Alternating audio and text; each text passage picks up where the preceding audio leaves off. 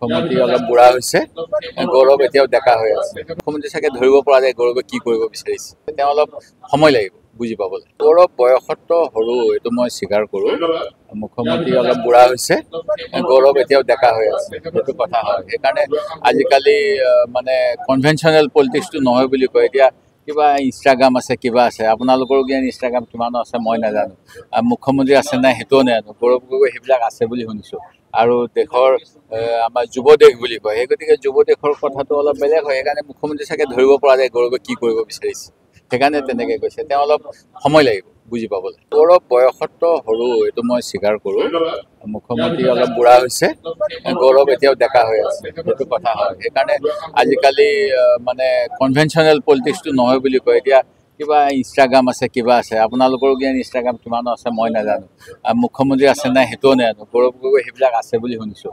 আৰু দেশৰ আমাৰ যুৱ দেশ বুলি কয়, সেই গতিকে যুৱ দেশৰ কথাটো অলপ বেলেগ হয়। সেইকাৰণে মুখ্যমন্ত্ৰী চাগে ধৰিব পৰা যায় গৌৰৱে কি কৰিব বিচাৰিছে, সেইকাৰণে তেনেকৈ কৈছে। তেওঁ অলপ সময় লাগিব বুজি পাবলৈ। গৌৰৱ বয়সত সৰু, এইটো মই স্বীকাৰ কৰোঁ।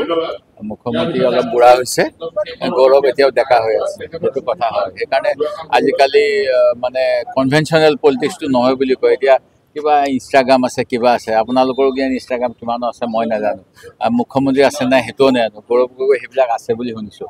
আৰু দেশৰ আমাৰ যুৱ দেশ বুলি কয়, সেই গতিকে যুৱ দেশৰ কথাটো অলপ বেলেগ হয়। সেইকাৰণে মুখ্যমন্ত্ৰী চাগে ধৰিব পৰা যায় গৌৰৱে কি কৰিব বিচাৰিছে, সেইকাৰণে তেনেকৈ কৈছে। তেওঁ অলপ সময় লাগিব বুজি পাবলৈ। গৌৰৱ বয়সত সৰু, এইটো মই স্বীকাৰ কৰোঁ। মুখ্যমন্ত্ৰী অলপ বুঢ়া হৈছে, গৌৰৱ এতিয়াও ডেকা হৈ আছে, সেইটো কথা হয়। সেইকাৰণে আজিকালি মানে কনভেনশ্যনেল পলিটিক্সটো নহয় বুলি কয়। এতিয়া কিবা ইনষ্টাগ্ৰাম আছে, কিবা আছে, আপোনালোকৰো জ্ঞান ইনষ্টাগ্ৰাম কিমানো আছে মই নাজানো, মুখ্যমন্ত্ৰী আছে নাই সেইটোও নাজানো। গৌৰৱ গগৈ সেইবিলাক আছে বুলি শুনিছোঁ। আৰু দেশৰ আমাৰ যুৱ দেশ বুলি কয়, সেই গতিকে যুৱ দেশৰ কথাটো অলপ বেলেগ হয়। সেইকাৰণে মুখ্যমন্ত্ৰী চাগে ধৰিব পৰা যায় গৌৰৱে কি কৰিব বিচাৰিছে, সেইকাৰণে তেনেকৈ কৈছে। তেওঁ অলপ সময় লাগিব বুজি পাবলৈ। গৌৰৱ বয়সত সৰু, এইটো মই স্বীকাৰ কৰোঁ।